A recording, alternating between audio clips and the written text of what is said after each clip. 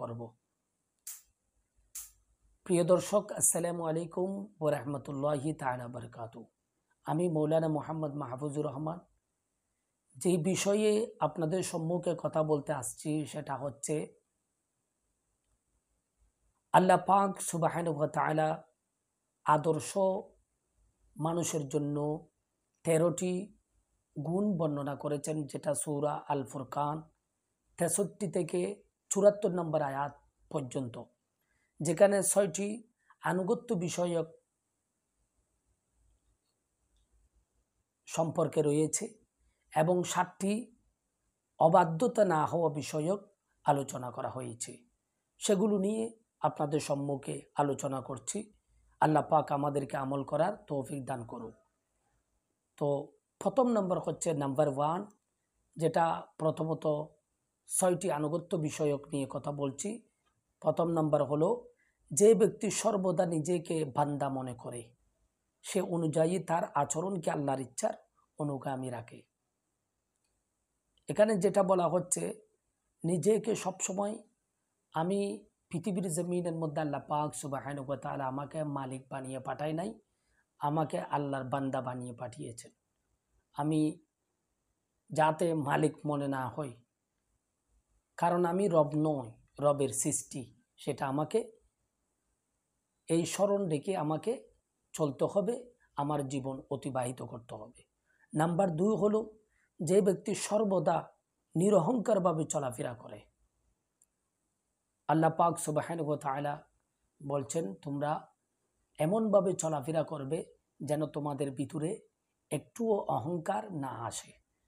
Number 3 হলো, মূর্খদের তাচ্ছিল্যদের আচরণে যারা সর্বদা শান্তভাবে অবলম্বন করে।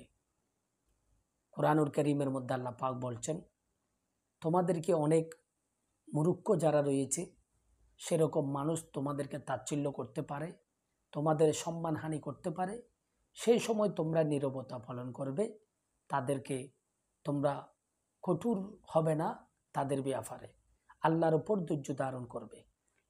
এবং আল্লাহ পাক নাম্বার 4 হচ্ছে, যারা আল্লাহর ইবাদতে রাত জাগরণ করে। আল্লাহ পাক সুবহানাহু ওয়া তাআলা বলছেন, যিনি বান্দার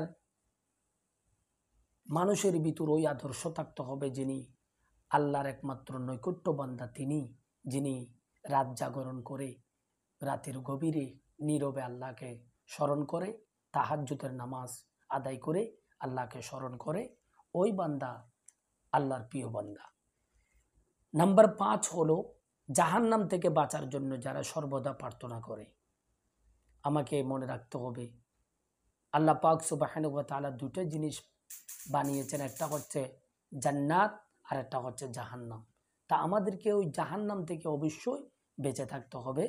বেঁচে থাকার জন্য আল্লাহর দরবারে চাইতে হবে, আল্লাহুম্মা আজিরনি মিনান নার, এভাবে পড়ে আল্লাহর দরবারে ফরিয়াদ করতে হবে। নাম্বার 7 হচ্ছে, যারা আল্লাহর সঙ্গে অন্যকে আহ্বান করে না।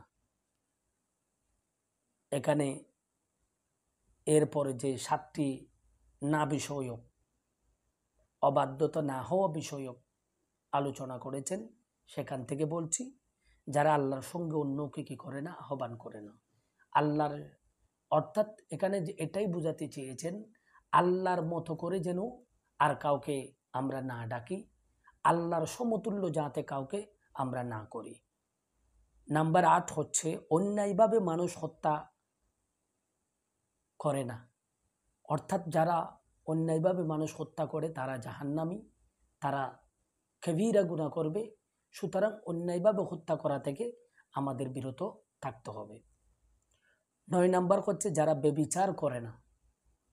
অর্থাৎ আমাদেরকে ব্যভিচার থেকে আমাদেরকে আদর্শ মানুষ হতে গেলে বেঁচে থাকতে হবে। নাম্বার 10 হচ্ছে, শিরক, বেদাত ও মন্দ মেলা মজলিসে যোগদান করা থেকে, মিথ্যা সাক্ষ্য দেওয়া থেকে আমাদেরকে বিরত থাকতে হবে আদর্শ মানুষ হতে গেলে। এবং নাম্বার 11 হচ্ছে, যারা বাজে মজলিসের কাছ দিয়ে ভ্রমণ করলেও ভদ্রতা সহকারে অতিক্রম করে। একটা বাজে জায়গা, নাইট ক্লাব বা ওই ধরনের কোনো জায়গা দিয়ে যাওয়ার সময়ও তার কলবের মধ্যে আল্লাহর জিকির থাকতে হবে, ভদ্রতা রক্ষা করতে হবে, নম্রতা হয়ে চলাফেরা করতে হবে, যেন উশৃঙ্খল হয়ে না যায়।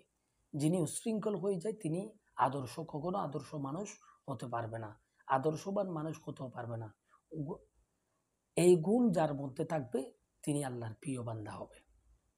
নাম্বার 12 হচ্ছে, যখন তাদের আল্লাহর আয়াত স্মরণ করানো হয়, আল্লাহর কুরআনুল কারীমের আয়াত যখন স্মরণ করানো হয়, তখন তারা গভীর মনোযোগ দিয়ে তা শুনে এবং তৎ অনুযায়ী শ্রদ্ধাভরে আমল করে। যারা আদর্শ মানুষ তারা এই কাজগুলো করে থাকে, গভীর শ্রদ্ধা দিয়ে আল্লাহর কোরআন অনুধাবন করে এবং সে অনুযায়ী তারা তাদের জীবনকে অতিবাহিত করে। নাম্বার 13 হচ্ছে, যারা সর্বদা আল্লাহর কাছে এই মর্মে প্রার্থনা করে, হে আমার রব, তুমি আমাদের স্ত্রী ও সন্তানদের আমাদের জন্য চক্ষু শীতলকারী বানিয়ে দাও এবং আমাদেরকে আল্লাহ ভীরু নেতা করো। আমরা ওই নেতা হব যেই নেতা হলে আল্লাহ খুশি হবে। আল্লাহর ভীরু, আল্লাহকে ভয় করা মানে এটা আল্লাহর এটার মর্যাদা আল্লাহ বাড়িয়ে দেবেন, এটাকে আল্লাহ নেতা হিসেবে কবুল করবেন। সুতরাং আল্লাহর ভয় যেন আমাদের কলবের মধ্যে থাকে। এই কথাগুলো যেখানে রয়েছে,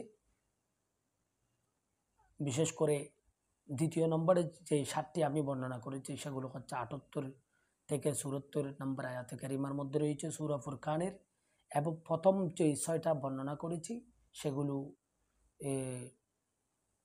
একেবারে সূরা 63 নম্বর আয়াত থেকে 67 নম্বর আয়াতে সেগুলো উল্লেখ রয়েছে।